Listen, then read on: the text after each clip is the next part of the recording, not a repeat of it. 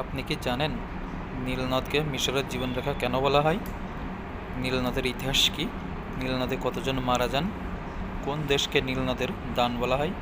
যদি না জানেন তাহলে কিন্তু অবশ্যই জেনে নিন।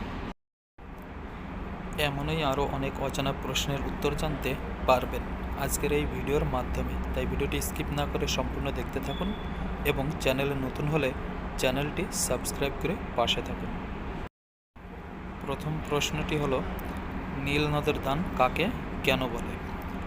এক কথায় মিশরকে নীল নদের দান বলা হয়। এটি গ্রিক ঐতিহাসিক হেরোডোটাস প্রথম এই উপাধিটি ব্যবহার করেন। বৃষ্টিহীন ও শুষ্ক মরুভূমির মাঝে অবস্থিত হওয়া সত্ত্বেও নীল নদ প্রতি বছর বন্যা ও পলিমাটির মাধ্যমে এই অঞ্চলকে বাসযোগ্য ও উর্বর করে তোলে, যা মিশরীয় সভ্যতার বিকাশে সবচেয়ে বড় ভূমিকা পালন করেছিল। মিশরকে নীল নদের দান কেন বলা হয়? প্রথম পয়েন্ট রয়েছে কৃষি ও উর্বরতা। প্রতি বছর গ্রীষ্মকালে নীল নদে বন্যা হতো। বন্যার জল নেমে যাওয়ার পর দিনের দুই তীরে পলিমাটি জমা হতো, যা জমিতে প্রাকৃতিক সার হিসেবে কাজ করে কৃষিকে সমৃদ্ধ করত। দ্বিতীয় পয়েন্ট হলো জীবন ধারণের মূল চাবিকাঠি। মিশরের প্রায় পুরো অংশই মরুভূমি। সুপেয় জল এবং চাষাবাদের পানির অভাব মেটাতে নীল নদ একমাত্র জীবনরেখা হিসেবে কাজ করছে। তৃতীয় নম্বর পয়েন্ট, যোগাযোগ ও বাণিজ্য। নীল নদ কেবল পানিই দেয়নি, বরং যাতায়াত ও পরিবহনের সহজ মাধ্যম হিসেবেও কাজ করেছে। এর মাধ্যমে প্রাচীন মিশরের অভ্যন্তরীণ ও আন্তর্জাতিক বাণিজ্য গড়ে উঠেছিল। প্রশ্নটি হলো, নীল নদ কী নামে পরিচিত? দেখে নিই তাহলে। আধুনিক যুগের নীল অববাহিকার মধ্যে নদীটি বিভিন্ন নামে পরিচিত। মিশরে একে আল নীল, বাহরাল নীল বা বাহরাল নীল বলা হয়। দক্ষিণ সুদানে একে কখনও কখনও আরবি বাহর এল জেবেল নামে উল্লেখ করা হয়, যার আক্ষরিক অর্থ পাহাড়ি নদী। উগান্ডায় লুগান্ডা ভাষাভাষীরা কিরা নামটি ব্যবহার করে। প্রশ্নটি হলো, কোন দেশকে নীল নদের দান বলা হয়? তাহলে দেখে নেওয়া যাক। মিশরকে এক কথায় নীল নদের দান বলা হয়। নীল নদের উপহার বলা হয় এবং কারণ প্রতি বছর মিশরের নীল নদ উপচে পড়ে এবং অত্যন্ত উর্বর কালোমাটির একটি উপত্যকা তৈরি করে। এই উর্বর মিশরীয় সভ্যতার বিকাশে সাহায্য করেছিল। প্রশ্নটি হলো, নীল নদে কতজন মারা যায়?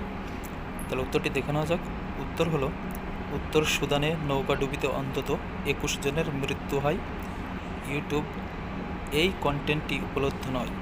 বুধবার সন্ধ্যায় সুদানের রিভারলাইন রাজ্যের নীল নদে প্রায় 30 জন যাত্রী বহনকারী একটি কাঠের ফেরিডুবি হয়ে ডুবে যায়। এতে অন্তত 21 জনের মৃত্যু হয়।